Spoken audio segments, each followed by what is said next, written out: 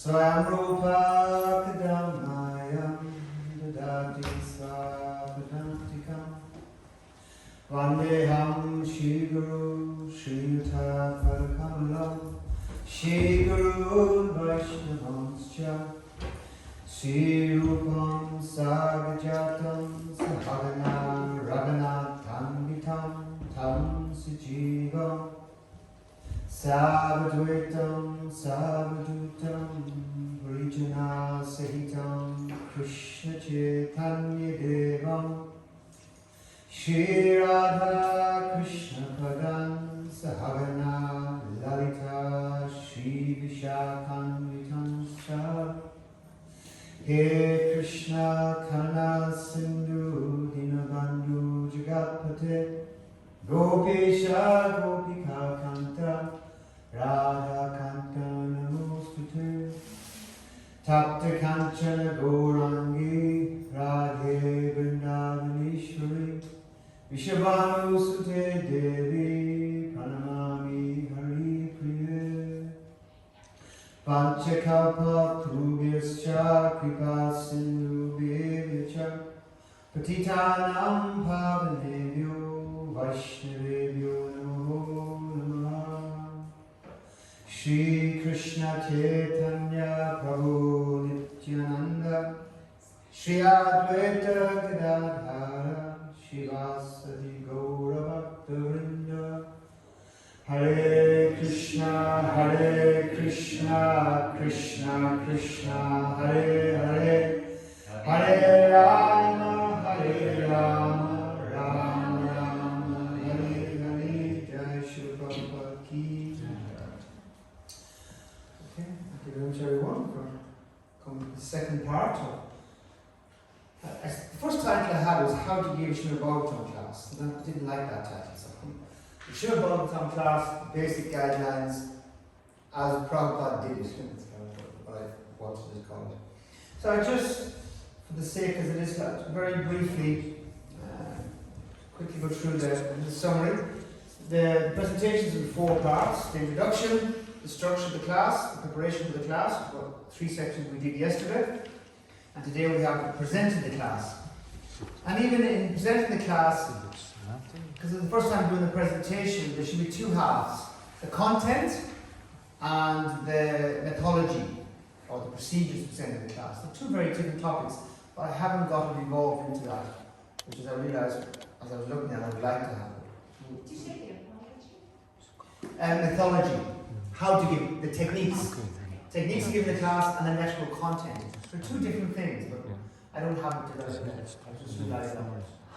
So just a reminder, should probably get 2,033 classes, 944 Bhagavatam classes. So this is an educational thing. This is how he did it, and therefore we should at least know that, even if we decide to do differently. Let's know how the founder Charles did it. I'd like to read just the verse again. It's English. On the other hand, that literature which is full of descriptions of the transient glories of the name, fame, form, passive of the unlimited Supreme Lord is a different creation, full of transcendental words directed toward bringing about a revolution in impious lives of this world's misdirected civilization. So transient literatures, even though imperfectly composed, are heard, sung, and accepted by purified men who are thoroughly honest. And actually, a point I forgot. This is a revolution. This will constantly revolutionize not just the world, but our own ISKCON, to bring it back on track when we get misdirected. But another point here that this text is very useful, very applicable, is that we all know we're very limited. People say, "Oh, I can't give a class. I don't know. I can't." Yeah, fine. I should have. It's maybe imperfectly composed. We may have so many defects in our presentation, but if we try our best, it would be appreciated. This verse is very encouraging. Even though imperfectly composed, no one says, "Yeah, I can have a perfect class." No. Silly. Wrong, of course. So we should not wait for perfection. Let's step forward. Let's contribute to Prabhupada's movement, to his structure, and something so integral as the Bhagavatam class and the way he wanted to make it such an important thing in our movement for its development and progress. Okay, we read the proper gesture, so I'll skip that. Then just very briefly, the basic structure. So we sing Jai Radha Madhava, no need for the chanting of Hare Krishna, Maha Mantra, Prema. And somebody last night mentioned, how it seems so repetitive to do Prema. We just did it after Kirtan. We sing Jai Radhadesh for 5-7 minutes, and then we'll do Prema again. It seems repetitive. But it's still, how I did it, so we follow. But I know myself doing it, it's an important sense of shelter under Prabhupada that we're doing it, because it's what he did, and he knows best. He knows what we have to keep these. It may not be so deep for us now, but we still do it, and by doing it, it will become deep. Particularly when we please Srila Prabhupada in doing it. Announce, I left that out yesterday, the canto. We always say what canto, chapter and verse number. We recite the Sanskrit. We allow the attendees to follow word for word. We read the translation. There's no need for group reading of the English translation. Read the purport. We should read it nice and slowly. Give it our time and attention. This is Prabhupada's direct words. And recite the Mangalacharya prayers. And we start our class. Beer dancer. Oh, yes, I know it's a beer dancer. And I was thinking too about the Mangalacharya prayers. Everything is in there. If you want to, I thought even sometimes if there's a senior devotee in the class, the Mangalacharya prayers covers that.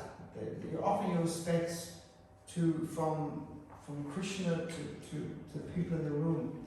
There's no need for something extra. It's not wrong, there's no need for it. That's the point. We don't need to clutter up things when it's already perfectly created by Prabhupada. These last few. The preparations. Prepare more. Live the life, read the books, prepare a class. Read the verse before, read it repeatedly. Find your message you want to talk about. Think about it. Use research. Use the powerful tool of the database. Follow Srila Prabhupada quotes that he quotes in the purport. Use that as a springboard. Where else does he quote those texts in other places? Identify. That's something actually shouldn't be here. That should be my content. Actually, I realize later. But try to prepare a structured presentation. I added. It's not easy. A structured presentation is not easy. I try myself every time. But I like this word semblance. Srila Swami uses this word a lot. Semblance. If you try to give a direction, this is my beginning point, and then I'll say this, and then that builds here, and then this is my conclusion. It takes a little academic structure to be like that. Most of us are not, it's not so easy. I try, and I have little, and I never succeed.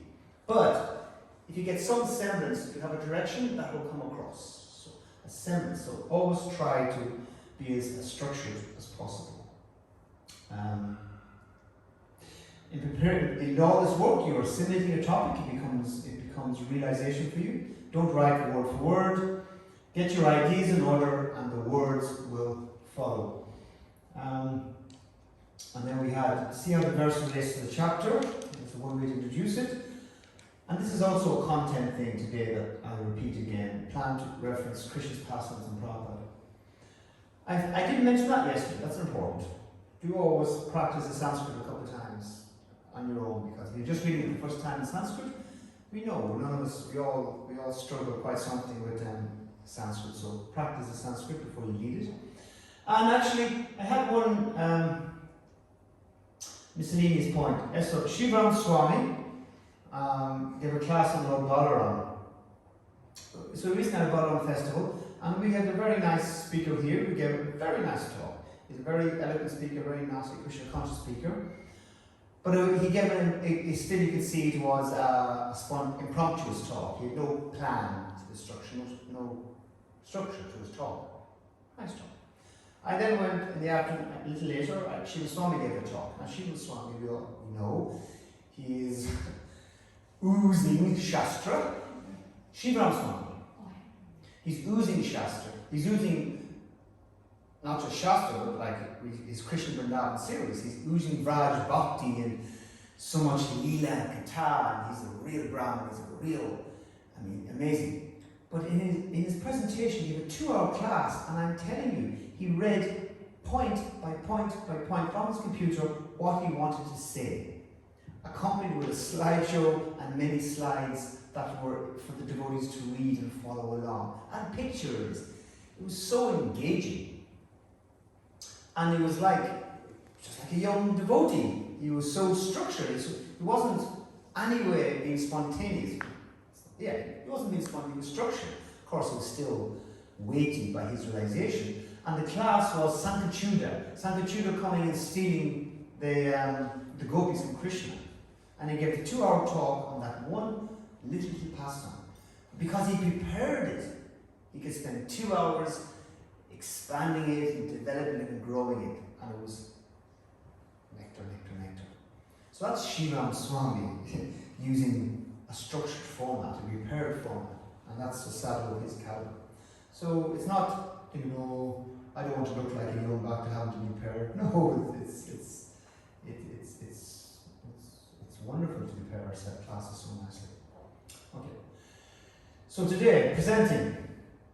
As I mentioned, presenting, it should be split into 2 halves. And I tried to the way you present, the methods, and then the actual content of what you present. So it's a little mixed between the two, but let's go through it.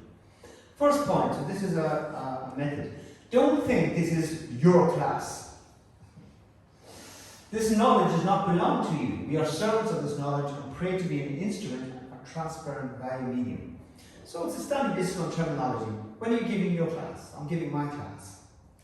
It's kind of only natural. But in one sense, we have to be a little more deep on it, that it's not my class, and I'm not coming up with my realizations. He said, I'm just repeating with whatever depth, whatever sense of the reality of it that I bring to my presentation by living it. That's nice. But it's the philosophy of the knowledge, we are simply parrots repeating. And in the Western mindset, that sounds like a negative thing, don't just repeat, but it's not in Shastri terms. You repeat with your own additions to it, your own experience naturally. So, meditate that we are servants of this knowledge and servants of the parampara when we sit down. And that's why, to me, the Mangala chant is so important. It reminds me, I'm a servant of the parampara. This is not my knowledge or my class. Don't go crazy and prepare for the last minute. I think it's attend Guru Puja and Kirtan as fun preparation. So even though I push so hard on the importance of preparing, but the final thing is obviously let go, you have something ready, and I personally like to come and be with the deities and chant Hare Krishna with the devotees, and then you kind of adds an element of surrender to the fact that the Lord is in control here, this is the Lord will use me as an instrument.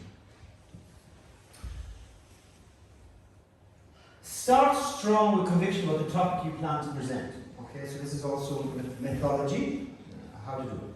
Start strong with conviction. It is an important element.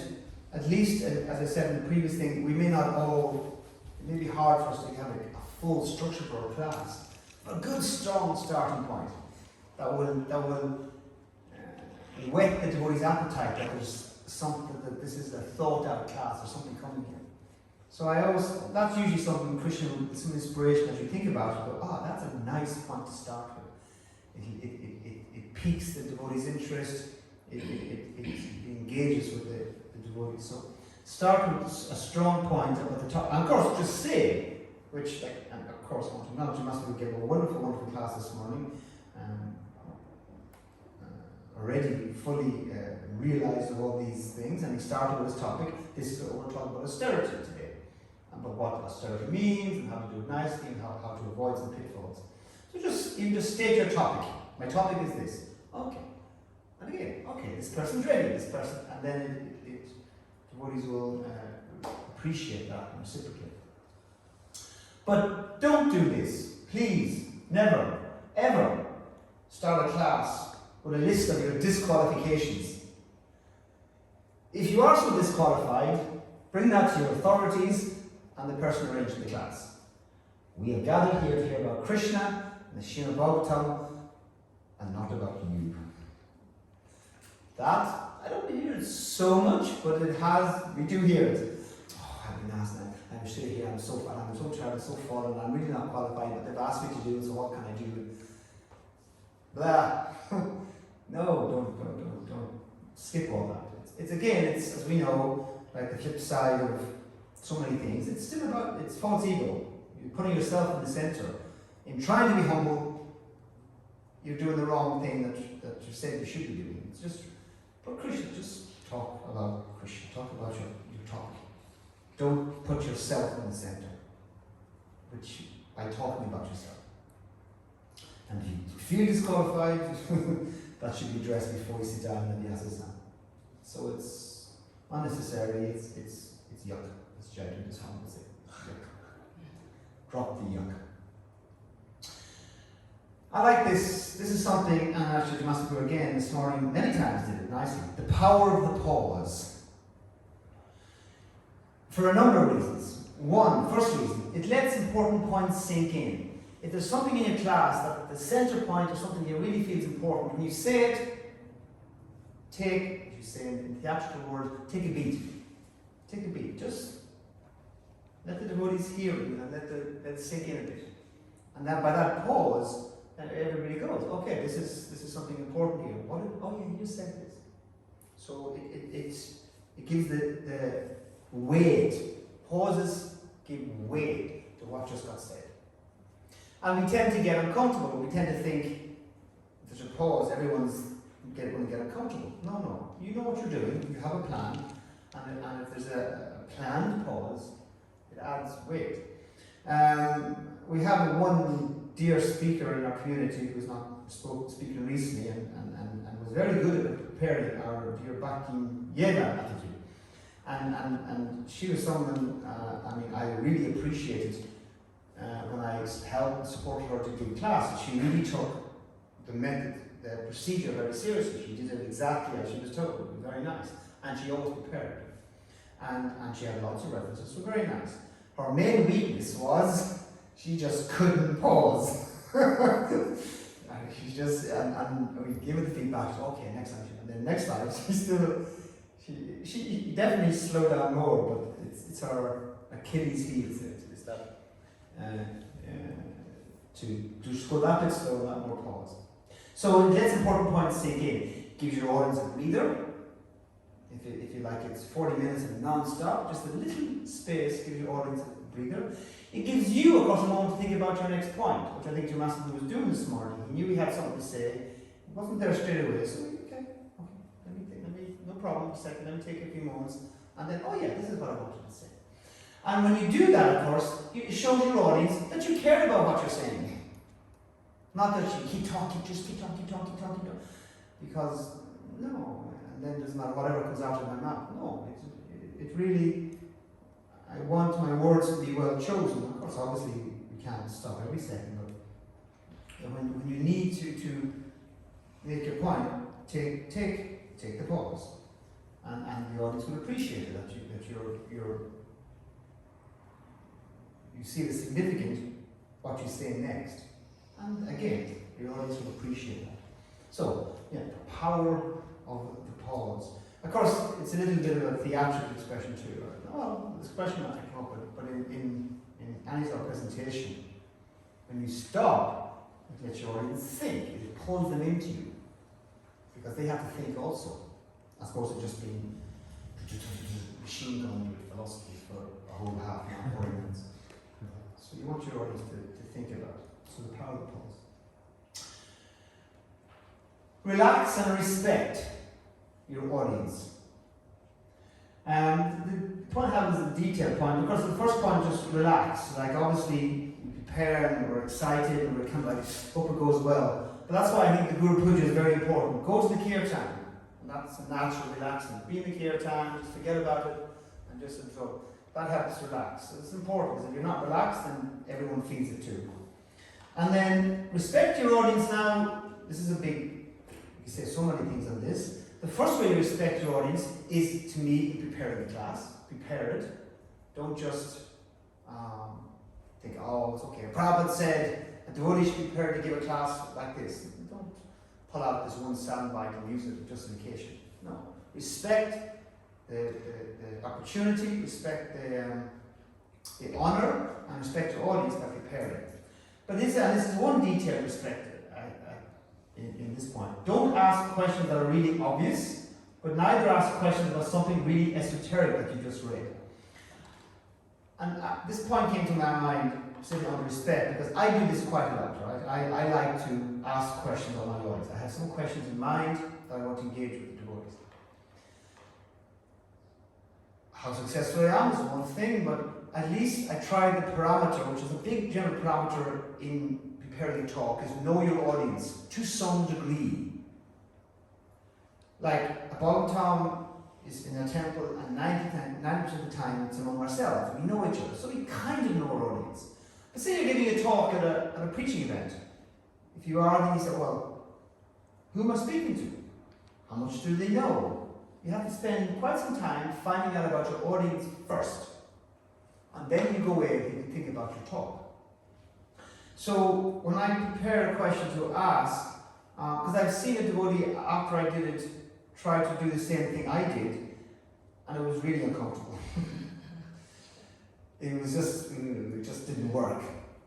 Because the question was, in that case it was too esoteric. They're asking a question that this person knew because they put some time to studying it, but it was like, such a detailed question from some reference. Of course we're not going to know.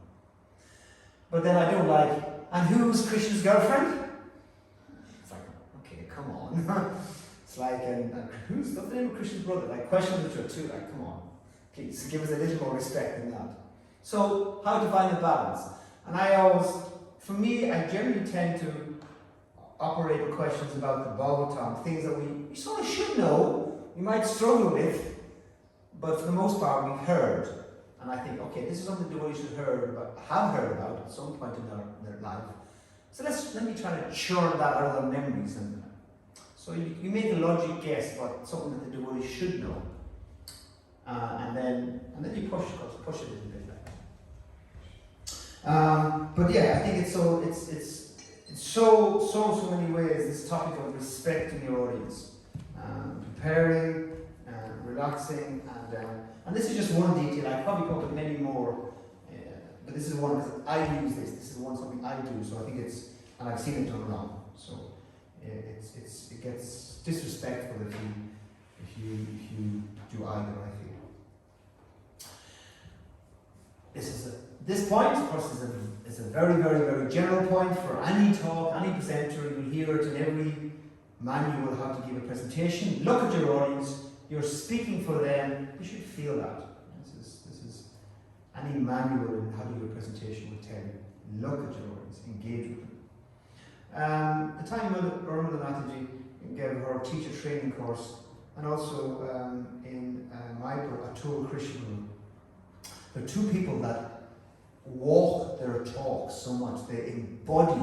They'll give the presentation and they'll do it exactly like that in their classes. And it's like, it almost seems a little too, but it's really impressive to see. So, and specifically engaging with the audience. They're both very expert doing that. So yeah, so if you're just looking at your notes or you're sitting there in your own ecstasy thinking your points and your eyes are closed, like it creates a barrier. So yeah, so it's part of the relaxed point. But you are speaking that. I think that meditation, if you have that meditation correctly, you're speaking for them, then naturally you will want to engage with them. This is a huge point that happens in so many ways. If there's some unexpected external distraction, stop speaking and see can it be addressed. Radhananda Maharaj, he's very strong on this point. Because he went to university, right, for 6 years. When a university speaker starts to speak, you don't walk in. I mean, first, you come on time, or that's it, you don't walk in past the spectrum. It just doesn't happen. But he said in our ISKCON temples, he says everything, it's a funny expression used, but like everything is there except the kitchen sink. It's like everything can go on in a Bhagavatam class. Like, we don't do it in Radhadesh much, but I know I used to do it. Chop vegetables. We used to do it here, I think. But I think we used to chop vegetables. Prabhupada didn't like it, sure, and a speaker it can be challenging. So many things. So, now again, this is unrealistic, because one of our even Indian culture and our Muslim culture, we don't have that rigidity. And there's some points for it. But for the benefit of your audience, if there is something, not just for you, like there's a baby in the room, of course, or a child, or there's some noise out there, or noise out here, obviously it's going to distract your audience. So if your audience is benefit, respect them, have it addressed, because everyone's attention will be on that noise. And then you're speaking, it's hard to focus when there's a strong noise. So if there is something, take a break and see what is it that can be addressed. Take a break. And if it can't be, of course, and look, Srila Prabhupada is interesting in our Monday morning lectures. You can see both things going on. Like in that Calcutta, boom, boom, boom. There was Durga during the Durga. And Prabhupada just ignored it. It was really loud. There was nothing we could do about it, so Prabhupada went on. But sometimes the smallest little thing, Prabhupada says, what is this? What is this?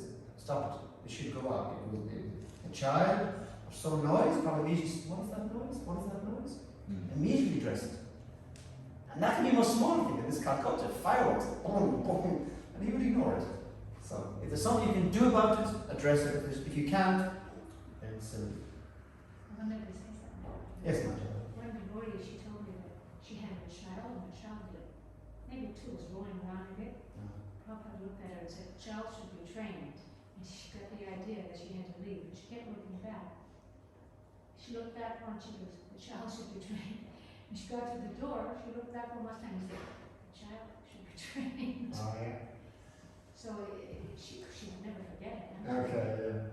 But Prabhupada wasn't implying she should leave the room, or stay in the room and leave the child. I mean, she had to leave because she couldn't control the child. Yeah. But I mean, she was mortifying at the same time. Yeah, for You can't, if your child isn't trained to be somewhat quiet, at least basically quiet. Yes.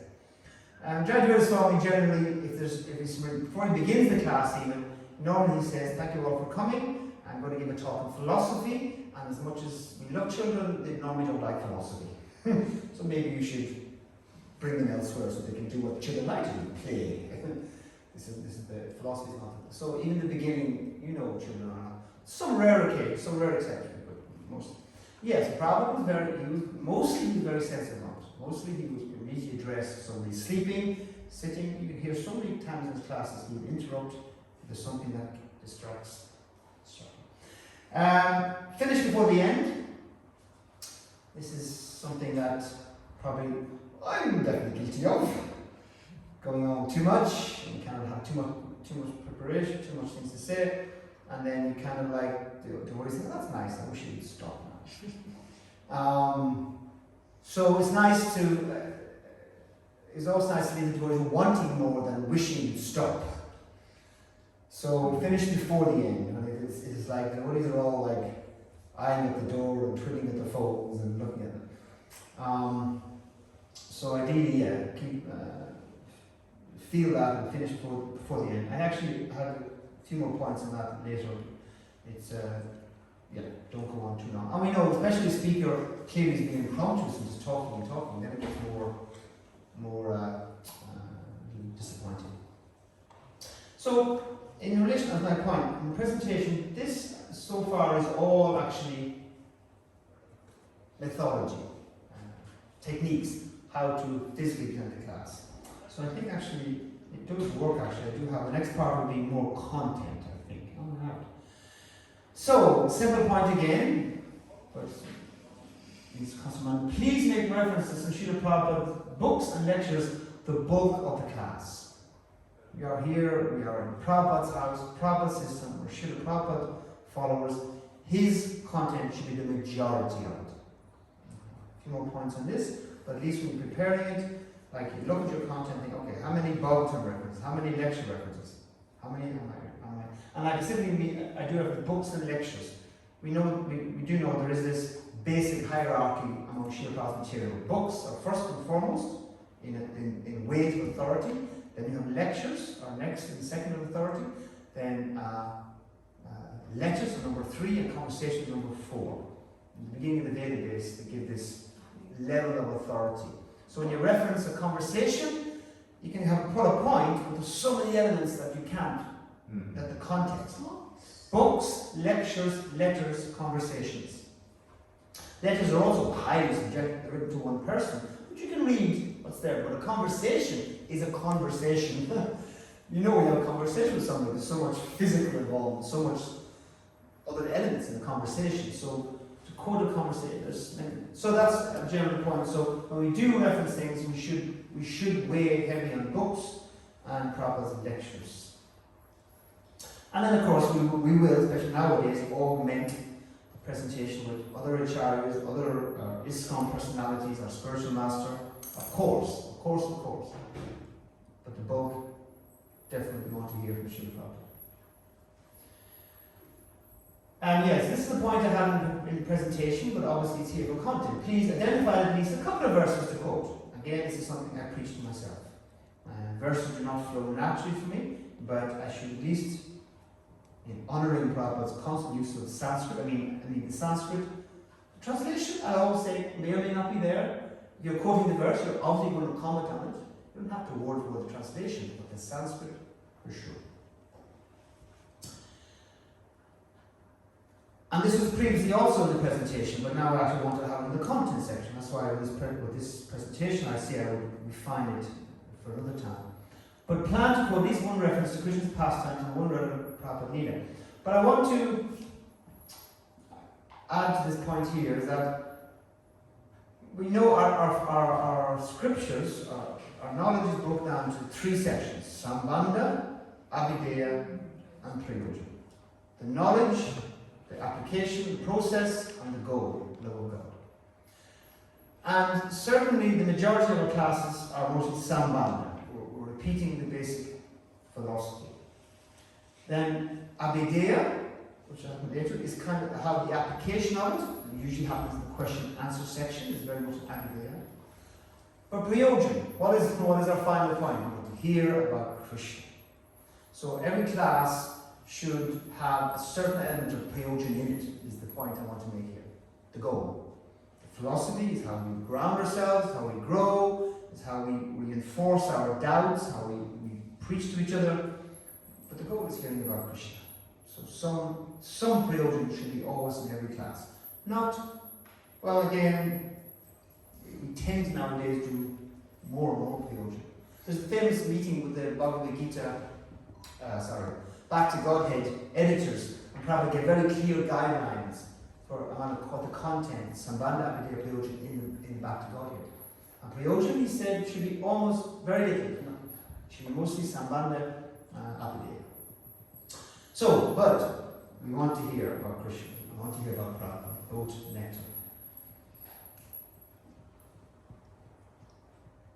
Okay. Oh, okay, let me do that. So,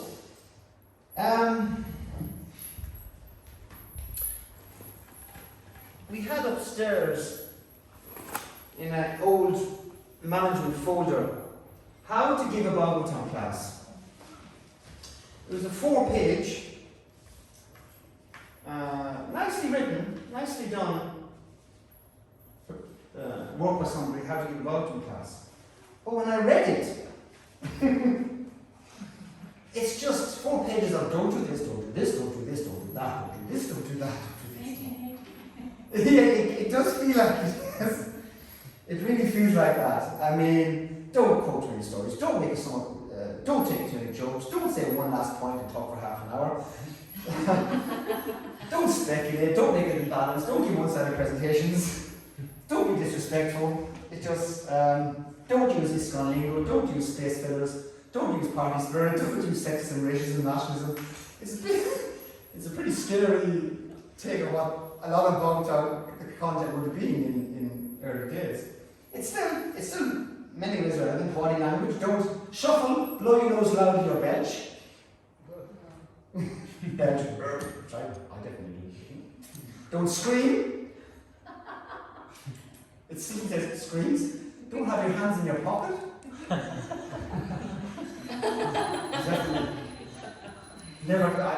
think maybe I have actually once.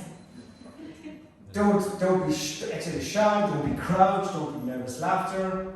Don't go too long bhajan, don't allow for questions. Don't allow for questions. Oh, sorry, allow handling questions, don't speak so you don't allow for questions. This is all written in the negative context. Don't ridicule the questioner. I mean, don't use standard cliches, just chant Hare Krishna. Don't give too long answers. It's really amazing. It's just 4 pages of don'ts. Now, some of it's relevant, but again, it's nice to be Jai Shishal Gopalati Devi Shakti Devi Ki, Javanabali Swadharani Ki, Shishigorita Girigoran Ki. So, but I have some don'ts, which also is part of the content. So, first don't. The biggest one, of course. Don't bring management or local issues into the class. Now, I know when I have done this, I have had my weak moments, but I usually raise the flag and says, okay, there's something coming here. I feel a TP moment coming out of me from the Vyasa. But at least I'm acknowledging it, I'm calling it what it is, and hopefully then putting it aside and getting back to just the content of my, hopefully, philosophical class. But yeah, it still goes on quite something. Management from the managers, and then just other devotees, maybe not managers, but bringing issues in. I mean, Srila Prabhupada, who managed more than Srila Prabhupada for 11 years with insane headaches and problems and issues? How many times did he on the Bhagavatam and did he address these things? Very, very occasionally. And even then, when he would do it in the Asasana, it would be a very, very broad way of addressing it. He wouldn't. Well, when the toilets were dirty in my Right, but he did that in the Asasana? He did that, yes. There was very monotonous, and we're giving Roman initiations. yes. It's very unusual. It's unusual, and even then, he wouldn't have named the managers or anything like that. He wouldn't have anything over the line. He would just say, what is this? This is so terrible. Well, it wasn't targeted, it was directed to everybody. Yeah, I think, who I was listening to was in a class once, in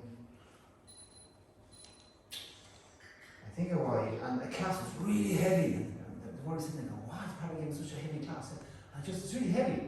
But he didn't connect it until he heard afterwards Prabhupada was addressing issues. But as you knew about the issues, you didn't know he was. So he would occasionally. But it is, of the 933 classes, and you sat down and went through all those classes, 0.0001% is when Prabhupada is maybe addressing.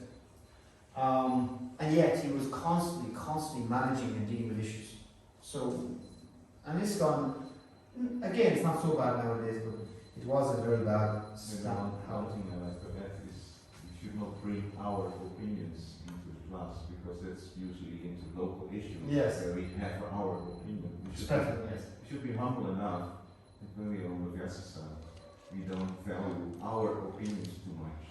We can use that afterwards when we speak one-to-one with somebody. Yes. We can express our opinions, but we have 7 billion people on the planet with 7 billion opinions. We should not bring that on the Vyasa. Definitely. I have a little point addressing that coming up, but yes, the general point is we should be there to repeat knowledge of philosophy and parampara, yes. Okay, so don't speak about yourself or your experiences too much. Now,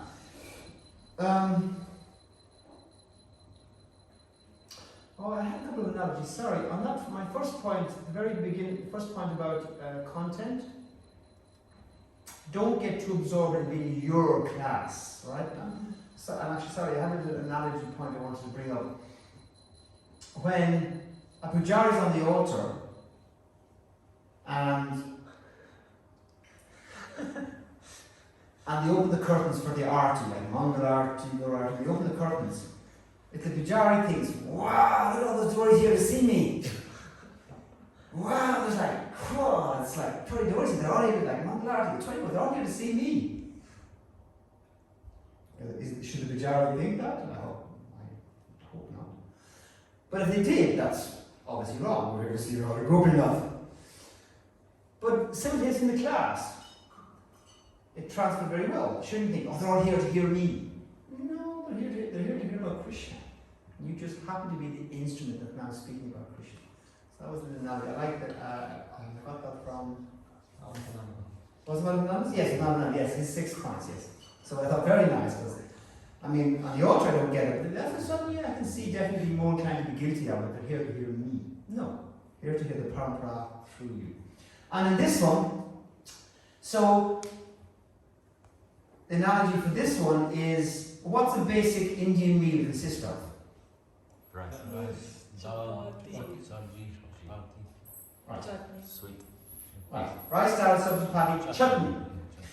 Now, say somebody gives, I have a meal for you. Here's a plate of chutney. A full plate of chutney, a full plate of pickle. Yeah, you said you like pickle. You said you like chutney. Yeah, I do. With my rice, dal, sabji, chapatis. A plate of pickle just does not work. A plate of chutney doesn't work. It's just, no. So, these moments about yourself or your experiences, they can add nice little nuances. They can add a little chutney with a sabji. You can add just that lovely little accentuation, especially with a little spice. You want something spicy, but it's not the main substance of the meal. So the main substance of a talk should be Krishna. Prabhupada said that, philosophy like that. And then if you because we know we do like that part as the audience. We do like to hear someone's story. But it should be kept in control. So it's a little chutney, I like that. As a little chutney for the presentation, for the devotee's meal, you can add it in, but don't overdo it. And don't, and this list of don't tell, there's at least 4 or 5 points on that repeatedly. About because it's subtly, let's admit it, we know the battle of the false ego, so subtly it's a little glorification of ourselves. Now, it's okay, let's use it in Krishna's service. We are proud, that's okay. But if it's 10 minutes, 15 minutes, okay, come on, let's get back to Krishna. So, the too much paper is important there. It can be done, but keep it in check. So, please keep it a transient sound experience. A brief topical reference can spice it up, but please use it in small measure. So this point is about ourselves and our experiences. This point is about the world around us, and there's a certain name personality beginning with T, whose name suddenly was everywhere, anywhere. It's you get used in classes. And it just, the energy just, when you hear these mundane names, they're just ugh. So, again, it's nice. It can add a little nuance to the class. Just like what's going on now. And I do it. I definitely do it. It's a quick reference. It kind of makes a connection. And let's admit it, it does stimulate us because we're, I heard about that. It does, because it does interact with something else. That it's something in the world around us. But it should be kept very much limited, very brief reference. Jayadrita Swami, he gives this 10-minute tirade. Tirade means about Time magazine, and he gave this presentation. I think his straight thinking, strong speaking presentation in the early days of the VIHE in 1986 or 7. And he said, "Don't give us Time magazine. We don't want to hear it. It's Time magazine and Time." And he said they're just there to make money. And so obviously it was things that the boys were doing a lot, but Time magazine? That's nothing compared to what we have access now to instant news channel from 50 newspapers and 50 pieces. So we're much more connected. I get now from our GBC officiated body, the Strategic Planning Committee, I get news articles in my inbox. No, I don't need it, thank you very much. I can go to the paper and read it if I want. So we've softened up this a lot, but in our classes, if you want to make a reference, fine, keep it very brief. Can I say something about that? Sure, Prabhupada, even if he spoke about Buddhist gurus, said, I don't want to say the name. yes. Yeah, he Kept it transcendental. kept it transcendental. Because once you say the name, it does affect the atmosphere, 100%. There's sound vibration. I mean, the whole thing subtly is sound carries seeds. And if it's a mundane sound, it's a mundane seed, and we want to make it a transient experience where everyone's uplifted.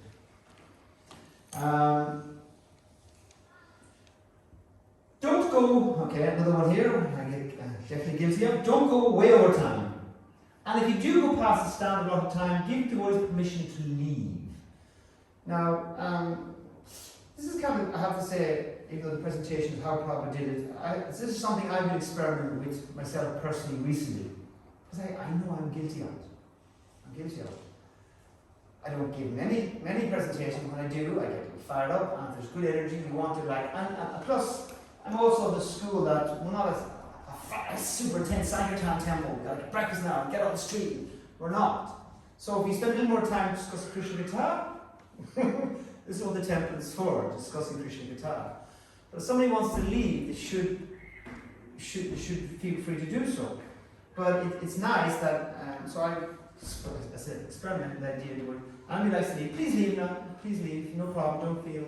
And those like to stay and have more discussion, we can go another 5-10 minutes. But, and I guess it's connected to His Holiness Radhadesh Swami, who's has become one of the most famous orators. He always asks permission, right? Should I go on? And I'm waiting for the day to always go, no! Because he knows, it was hello! Yes. So there is an element, please, again, on the respect point, ask your audience, if you'd like to stay, if you'd like to go, no, please leave. So, but even then, don't go way over time. So, okay. Use humor with caution. It can definitely get the audience on your side, but also can very easily cause some type of offense and reduce the levity of the class. So, Jamasku this morning had at least 2 or 3 really nice moments where he had a little humorous moment, and it's appreciated. And of course, we have on our famous Guru Gopal, who has taken this to the 10th level. He spends the first 20 minutes getting everybody laughing, and it has created some criticism, of course. Some people have questioned it. And I've seen in one of his videos, this scrolling line at the bottom. This humour is not to be taken personally. You have to build in this defence now because he so much does it. And it does have its role if done expertly. It does bring your audience in because you make them laugh. They appreciate it. They all like to laugh, even whatever it is when you smile. And pheromones and all this gets opened up, whatever. It does have a tool, but it's a very dangerous little tool because every type of humour, no matter how gentle, it's making a jab at somebody. And I really dislike the Bhakta jokes in ISKCON. I really dislike them. I mean, they're, you just make somebody, we have a whole culture of jokes about Bhaktas, and how they look, how they dress. And I find that I don't do, and I think that's distasteful. Because it's making a dig at people who are new. I mean, they don't know, sure. But we had, again, I think it's diminished, a culture of jokes about new devotees. I think that's distasteful. And in so many ways, humor can be, it's always making, it's always a joke on somebody's expense also. And therefore it has to be very careful. And also then the levity of the class. It just gets, the whole class shouldn't be like that. But, so powerful tool, can be useful, but please use with very careful caution. Srila Prabhupada, very rarely, and often his response was when he started to laugh, because they thought it was funny, and he goes, do not laugh. Do not, this is not funny. He would cut them down. He said, no, it's not, you're laughing. Of course, Prabhupada, there is moments in which he would mix them. Yeah, he was very humorous. Quite frequently he used some humor, or he told a story and people were laughing like anything, and then he also chuckled a little bit. But in class context, not so much. Yeah. So, they're there, 100% they're there. He's not overdoing it. No. But No. there is some humor in his class. Oh, sure. And he got his laugh, and then it's not that he always cuts him laugh. But he's not building up on it. Yes. And I think that's the point that's important, that when I crack a joke in the class, and the devotees suddenly start to laugh, and then I think, they think it's funny, and then you add some, just to make them laugh more, and then it's getting tricky. Then it gets a little, the levity goes on, the sobriety of the class, yes. Oh no, and I definitely do it too occasionally, 100%, that's why it's a tool, but it's how you use it, and how you use it nicely. Let me think now. Okay, so, then this whole question and answer section, can be another whole big discussion, because it in itself is, it can get its whole different section, but to quickly go through, leave time for the question and answer. It has the potential to be the most interesting part. It doesn't necessarily mean, often the question and answer section can go quite all sorts of directions, but we know it can be wonderful. Repeating the question for the answer is good. That's very nice. It's always a nice tool, especially when we don't have the mic. Please repeat the question. But even if you do have the mic, it's nice. One, it shows the person you listen to the question. Two, it helps you digest the question nicely. And then everybody hears it. So it's a nice little thing to do. Repeating the question is a nice technique. And I hear many words doing that. But on the person of the question, ideally question should be to clarify, churn and re-emphasize the speaker's chosen topic. It should not challenge, correct or rebalance the speaker. Corrections if needed can be done after class. Now, this is a big topic. So obviously we shouldn't challenge the person straight away if they say, why did you say that? It happens a lot in these classes. A lot. People say, why did you say that? How did you? So if you have doubts, it's best then done. A lot of these questions may be based on off the Vyasasana, where the person then can express their opinion or why that or correct them. Because subtly you're correcting the person. But if they're on the Vyasasana, as a Bhagavatam culture, it's poor. And particularly, to correct somebody definitely should. If somebody says, unless it's really off, which is rare. If it's a little name wrong or a thing wrong, don't no. You said, oh no. It's just distasteful. But this happens a lot, I find. Questions that rebalance the speaker. And I think this is also something we should. A speaker has chosen a certain direction, a certain emphasis. Srila Prabhupada does this so many times. He has an emphasis, he goes with it. And then you'll find another lecture, he might even have a whole different perspective on the same point. And there's many things like that.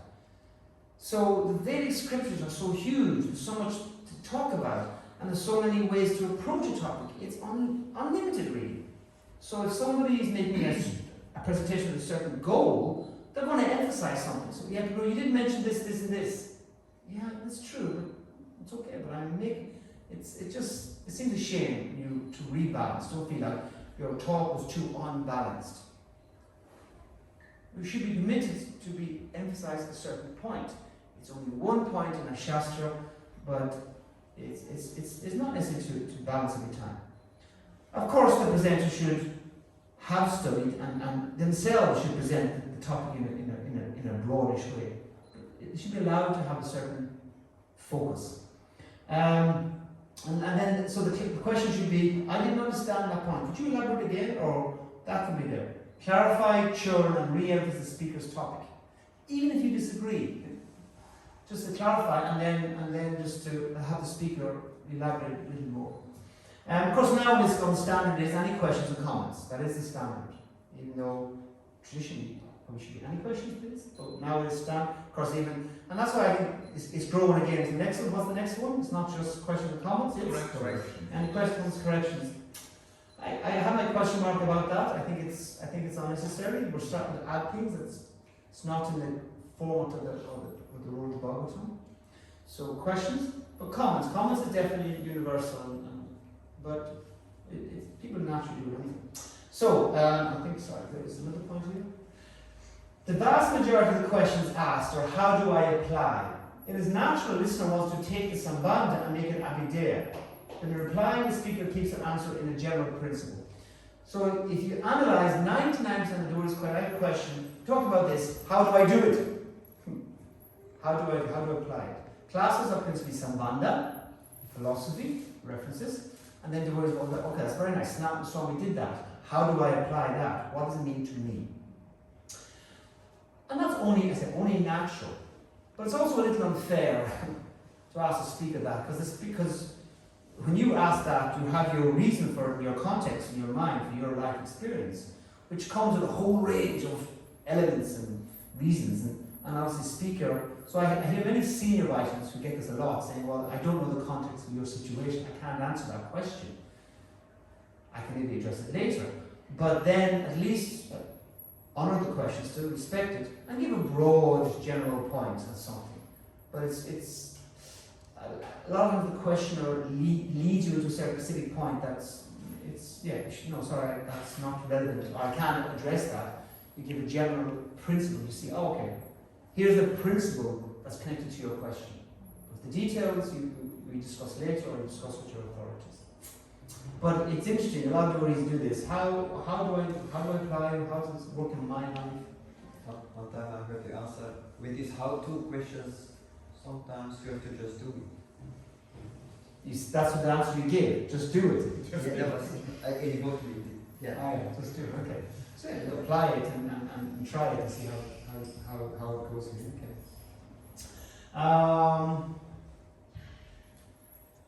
If we don't know, say so. If you don't know something, I generally don't know the answer to that question. Of course, often then we can offer to the assembly in the room who anybody here like to address that question. But it's good to, if you don't know, to say so. I had a few miscellaneous points to wrap up with. The audience, and this is kind of connected to the question and answer, the audience is half the equation for a nectar class. Eager listeners are as important as an eager speaker. I mentioned this briefly yesterday, and Gopinath specifically, some point that he asked me to make this point. It's something really important. And we tend to ISKCON to not emphasize this. It's the Kanista mentality to delegate,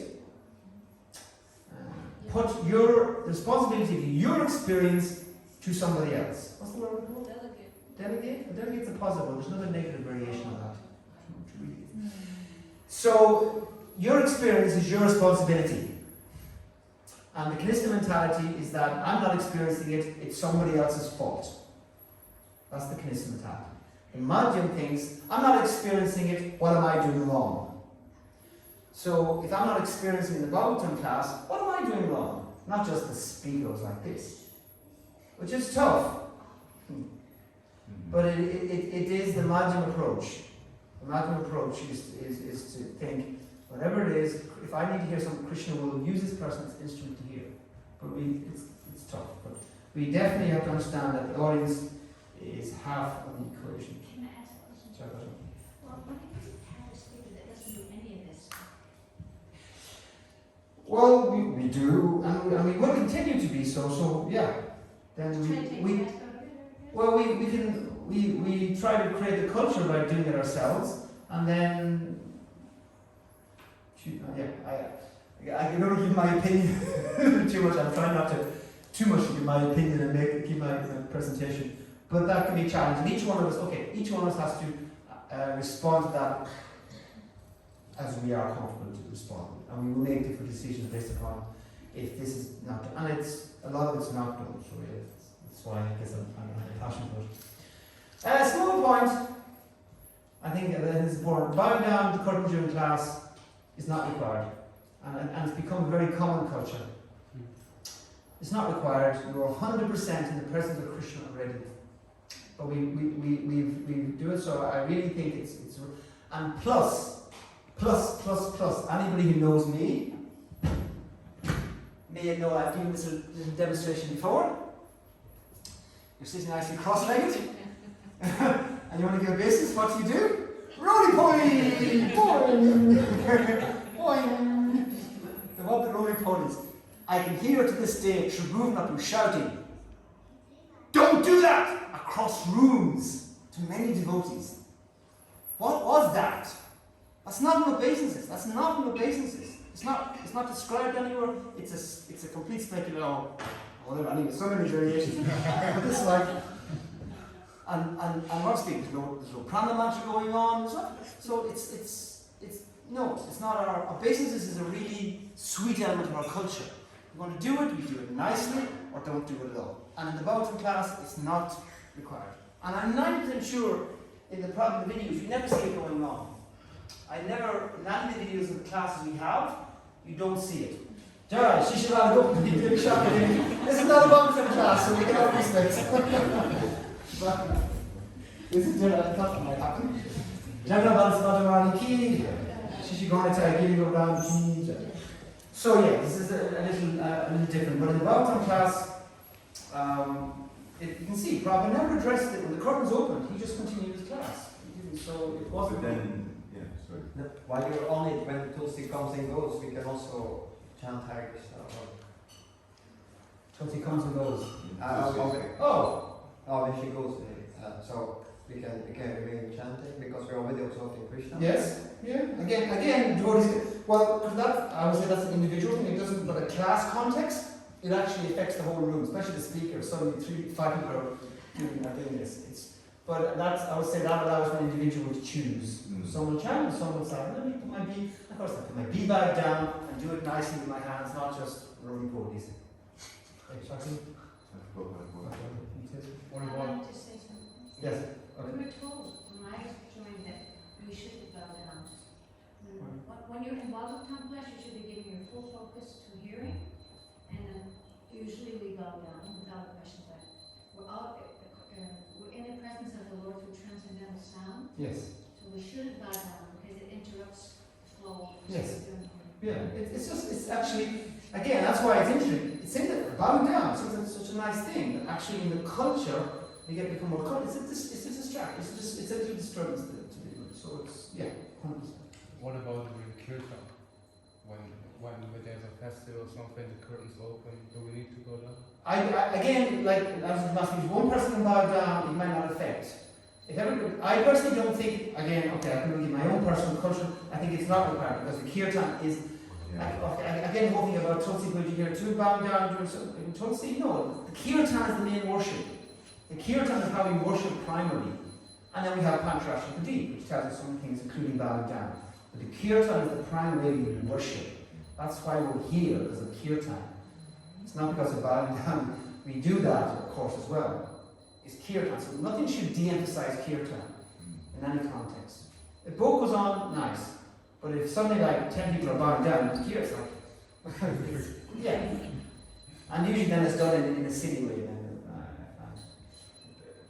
Further to first point, because I feel it's so important that at least when I give in class and I look at the audience and a few devotees who are there are real attentive listeners. There are a few when I see they are there, I feel okay, my class will be okay. Yes. Because whatever you say, their body language is completely with you. Yes. So you only need 2 or 3 of those devotees who are attentive and you feel empowered. Oh yes. So I just want to mention it's so important that we are with the speaker, Yes. that we in our mind encourage the speaker because they feel it. Yeah, 100%. I mean, a nice, somebody shows like they're listening in this huge rush of it. Oh my God, let me take this seriously. Let me now speak about Krishna because this devotee is listening, 100%. Yeah. So, and again, I don't think we emphasize this enough because we tend to have a social shift towards Kamistan mentalities. Now here's an unusual. Walking out to a Bhagavatam class is considered disrespectful in Vaishnava culture. Srila Swami. I got this directly from him. Again, ISKCON, we're practical, we're pragmatic about going my service, there we go. But again, like so many cultural things, we're not going to legislate as a law. At least be aware of it. Well, that's why my point earlier about permission. I'd like to give you permission. Please, devotees, thank you very much for attending us. If you're going to leave, please leave it. I'm going to go over time. Walking out, and it makes sense. It makes sense. Because the speaker, like suddenly you're speaking and 5 people walk out, of course the speaker feels it too, of course, thinking, oh my God, I'm obviously not hitting the spot here. So it is a cultural point we should be aware of. Of course, in Hungary too, they have this whole thing, taking the Bhagavatam from the altar, everybody stands up when the Bhagavatam is being brought to the Yasa-san, the speaker speaks, at the end of the class, no one's allowed to walk, they're not allowed to walk out. Book's taken up, everyone stands up and waits till the book is put on the altar, and then you bow down. Where is this? Hungary. Hungary. Srila Swami, of course, takes these cultural things to the next level. He's exceptional. Again, it's not easy to do the rest of this ISKCON. Nice to be aware that it's a beautiful. When you're in it, you feel it. It's a wonderful culture thing. And I think I made this point out. The garland should be given, and Annie should be given. Oh, fine, it's dripping on. Sorry. And any Krishna Das, the key diary, should be done by the most senior in the room. So garland should be given by the most senior, and if somebody is brought by the end, Krishna Das the key diary, it should be done by the senior. So it's a pretty cultural thing. Not Krishna Das. Is it necessary to? So is it necessary? We previously discussed it. I always feel first thing after getting a class, you say, Yes. is it really needed? There's very much, there's quite some difference of opinion, of viewpoint among the devotees about it. It's definitely become a pretty common trend in most temples I go to. It's done. It seems nice, but it also, my jury's out on that one. I don't do it. I'm a temple president. I've never done it for the senior president. I haven't done it. So I'm obviously on the side that we don't do it. But if somebody does it, it also, so it's Maybe when a sannyasi is a real visitor, but if we just have a nice discussion, then because then if you don't really feel it, then you feel obliged to do it. yeah, then it becomes then artificial, yeah. So it's difficult, not Yes, it was about the previous point, about the example you gave about Shivaram Swami and the Bhagavatam book that everybody stands up and we put it back on the altar. And then you make many points where you say it's not needed, Prabhupada didn't do that, we didn't need to add this or add that. So how do you balance, how do you make sure that it's bringing things on the upper level? Yes.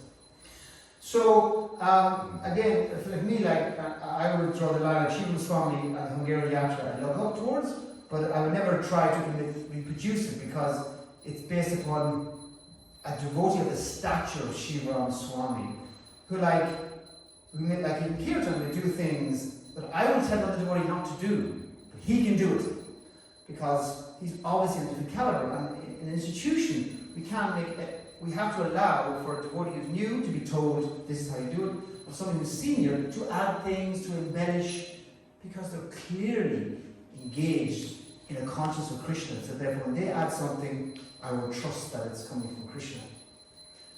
There's still then the question mark then if it's different from what Prabhupada did, is that healthy? That question can remain.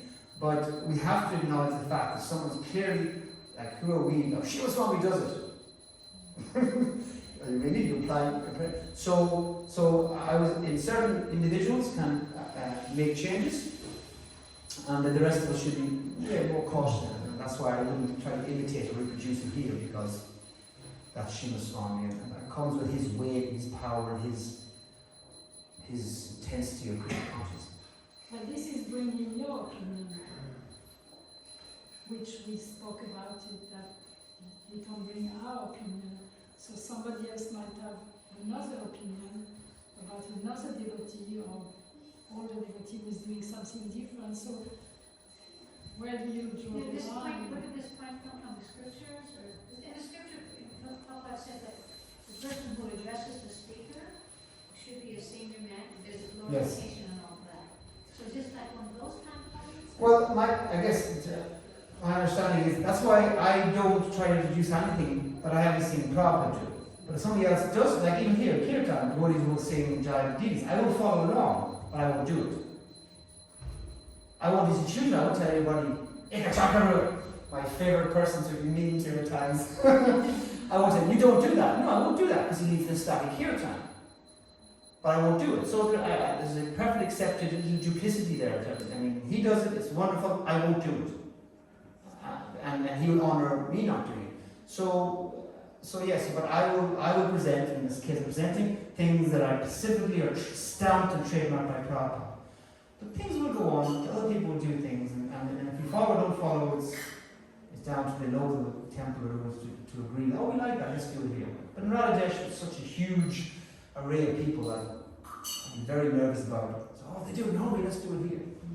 I'll be very, very, very nervous.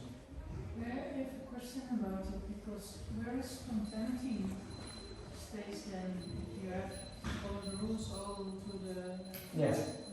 because sometimes you just do the things from your heart. You just do something, you don't need to think about it. Where does this come? Because that is coming from your heart, and that's actually in the direction from Krishna or from Prabhupada. For me, based upon specifically, because one of my regular things every year I teach nectar devotion. And when Rupa Goswami talks about spontaneity, it first should be an inner experience. My attraction to the deity should not just, I'm there and after 2 minutes and more. It'll be an internal thing. External spontaneity doesn't happen in the early stages of spontaneous experience. So we have to question, if I suddenly do something that I haven't been doing, I have to question, I have to be cautious in the sadhachara of the devotee, that this is not normal, and therefore I should question it if I'm doing it, because spontaneity first happens by my awakening taste. And when I chant my japa, I'm there, and I kirtan, see the deities, that's how spontaneous first develops, nothing external. And even then, if it goes deeper, Rupa Goswami makes the point that it should be very reluctant to do it demonstrated externally. Externally, a devotee follows the sadhachara in the beginning. Like Srila Prabhupada, perfect example. We know he was in constant bliss, and apart from a few rare moments, he just behaved like a perfect sadhaka. So, spontaneity, we should, if we suddenly got the desire to do something, we should question it. Maybe is this, and then I question it by asking an authority. Is this something I should do? And then usually they will give us feedback. But it's an interesting point, because spontaneous is an internal thing first, not suddenly, I decide to do this. No, spontaneous is an internal experience in relation to your experience of the holy name. It is actually by when you're just chanting, you're reading Kirtan, and you have a certain phrase which suddenly comes up, and you don't even know that you're using. Yeah, so What happens, or when there is a garland which has to be given, and no one is doing it, and then you actually feel obliged to do it, although you're not the senior in the room. Yeah. So I don't know. So again, I don't know. Is it not a little bit actually the thing? It's wrong and what is right? well, in culture, there's no right. In culture, in dharma, there's no right or wrong. See, culture, dharma means what is the best in any given situation, knowing what I know and looking at the environment around me, the room around me. There isn't a yes or no. There's for philosophy, there's right or no. For culture, there's what's the best thing I should do in this situation. And so there's no rigid formula for culture, but we should know the culture, and that's often what the case if you don't know the culture. Like I would see young devotees calling out the name, so Kijai. I think our dear Dr. Robbie actually started to do it, didn't he? I think a couple of times. Kijai. I said, Robbie, no, it's not the culture. She went, oh, okay, I didn't know. So often the case is when somebody does something, if it's coming from a harmless place, no problem. But we should be educating the culture and then look around and see, oh, okay, in this situation, I feel I can do this, but the culture, actually, someone else should do it, therefore I won't do something. But there's no perfect right or perfect wrong, because it's culture. It's not so black and white. So we've gone on, I think,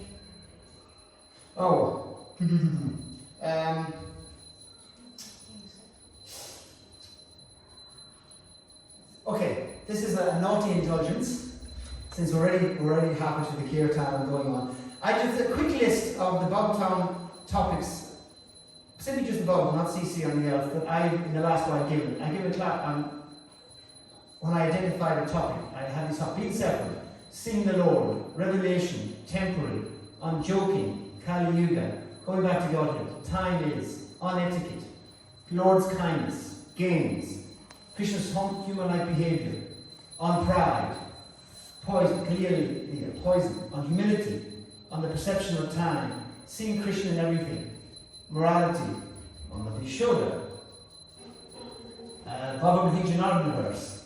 It's about qualities, not birth. Sankhya Yoga, Tatya Gopam verse, the Vedas, cautious, Parampara, flying mountains, my favorite ones, Achintya Tattva, on perception and shelter, the root of the tree, receiving praise and acting as the Lord's instrument, on reading Srila Prabhupada's books, rejecting the Lord's incarnations, what does it mean to touch, offensive chanting, having knowledge but doing wrong, the relationship between attachment and understanding, miseries. Let's not be demigods, on rituals, on our words having weight, forgiveness, on Sukadeva Goswami, on curses, on self-delusion, on anger, on karma, on encouragement. Prabhupada's order to preach, the rare human birth, the Lord's omnipotence, on tests, on protection, the 4 yugas, perverted and fearful, and envy. So the classes, I just pull up with each of the topics that I entered the classroom with. I always had to have a title and a topic, and they were just a list of ones I came up with. These are your classes. Yes, these are the classes I've given in the last couple of years about them. It's just an example of how, I read a verse, and I would pick a topic, and then I would go into the database, and then research on perception or poison or humility, and then have a whole topic as much as possible on this one topic and okay, so now you're going to ask questions. Yes, back to you, Philip. Where can we find these classes? No, they're gone into the ether. If you weren't there, you missed it. I don't know if there's some online, but class, Bhagavatam class, and of course our pre-operation recording. I don't know why. Bhagavatam is constantly flowing. There's always the next time, always more Bhagavatam class. So we have an obsession in our presentation recording everything in. Picturing everything. It's nice, personally. But Bhagavatam is a living dynamic as always. And then else, any last questions or comments or thoughts? I just had one question about the previous slide where you mentioned about saying Krishna Das or Krishna Jai. And I was just wondering, because in relation to theatre or drama, my Guru Maharaj is very fond of theatre and drama. And he mentioned once that after a drama we shouldn't say who played the role because it takes away the character from the character that it becomes mundane. Okay. So I was wondering if it's similar to what Ekajapa Prabhupada was saying, that that maybe it's not completely necessary because this person brought a certain atmosphere. And it's as if somebody was singing kirtan and then afterwards it's like, oh, Surabi Kunj Ki Jai. Yeah, that's a good one actually. And that's the point.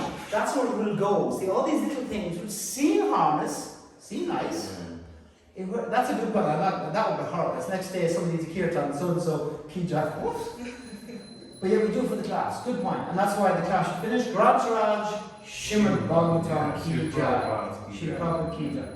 So we've discussed it before. And I know Bhagavatam specifically has been sort of reminded the devotees not to do it, but it's kind of crept back in. So I don't do it. I don't do it. Therefore, I think it's It's also embarrassing for the speaker. Yes. Of course. And that's why a lot of you always get it, and then the counter response is Samaveda Bhakta Rindaki Jai. So that's kind of boing, tells back to you guys, kind of like. So but it kind of, and then the speaker, what I'm doing, I'm paying my obeisances after the class, and I have to kind of, Samaveda Bhakta Rindaki Jai. It's just, it actually doesn't flow. So I agree. So maybe as Radhadesh, let's if anybody here, anybody want to fight the case of the... Well, what about when I go to one of the people for the Guru visit, sometimes it's not... Yeah. It's difficult a lot. Not to, like Sachan Swami's here tomorrow after his class, and we're going to Sachan Swami Ki Jai. It feels a little different, there's a visiting person who's going to give a presentation, then to say Sachan Ki Jai. It's different than to do it every day with local devotees as a community. I don't feel. And actually, and looking at the refinement of our culture, a sannyasi is the natural guru of society, and it's a guru's job to be praised. That's what their service is. Be praised on behalf of Krishna, to receive the praise and pass it to Krishna. So sannyasis, so that's why we draw the line. But for the rest of us, it's not a service of praise. Sorry, Stephen didn't have there. Okay, so actually I'm very of course we finished with the poor arties already. I've talked a bit through it. Just this is what my class has been about. The apple story. Apples. I like this is a meditation for me. You see a nice apple, nice tasty apple, and you got all this lovely juicy flesh of the apple, right? And then when you're eating an apple, you eat all this. This is the nice part, right? Crunch, crunch, crunch, tasty. But you don't eat this bit in the middle, right? No one eats the core. Oh, now Krishna does. Okay, so she's a core eater. So this is the majority of the apple, the flesh. And in ISKCON, the majority of ISKCON will be the flesh. In other words, they won't follow probably what I said here today. And this is like often Jadu with Swami, like Kirtan, like about like so many things. The majority of ISKCON will have different styles. The majority of ones will follow different styles. But some have to be the core, the seeds in the center of the apple. That this is what will guarantee you will have more apples in the future. And even those who should be allowed to express their devotional mood and a bit like Anji's point, they should be not like actually this morning example, get a little, I mean, some people do different things. You know, that was wrong. Ugh. That's a bigger offense. You know, you want to hurt somebody's feelings. But then later in the context of time, you should maybe inform the person. But so the majority of ISKCON will, in their mood of trying to express love for Radha Gopinath, do things, maybe not. But some have to remain the seeds. And I got that from Jayadvaita Swami. Definitely that's what I got from him. And I'm not going to say it, most I know will not follow, most will ignore me, but it's our service to at least, to read that I've been educated, or we've been educated, to repeat it. This is how our founder, Acharya, did it. So remain the seed, so we're helping guarantee ISKCON's growth and development for the next 10,000 years. We're 55 years in, and boy, how different our changes. So that's why it's so essential. And I always tell the story that I was 6 years ISKCON before I found out how the founder Acharya sang a kirtan. And that was that was a big, and then I spent time with Jayadvaita Swami, and that just compounded my conviction. And some have to be the seeds.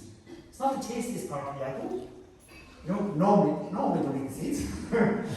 But it's part of the apple, and yet the main experience will be the fruit, but the seeds have to be good. So this presentation is about trying to convey the seeds of the Srimad Bhagavatam class in the future. Grantaraj Srimad Bhagavatam ki, Srila Prabhupada ki, Shri Radha Gopinath Devi Shakti Devi ki, Jagannath Baladev Subhadra Maharani ki, Shri Gauri Tai ki, Giri Govardhan ki, Go Primarandi. So we continue to sing there first, maybe?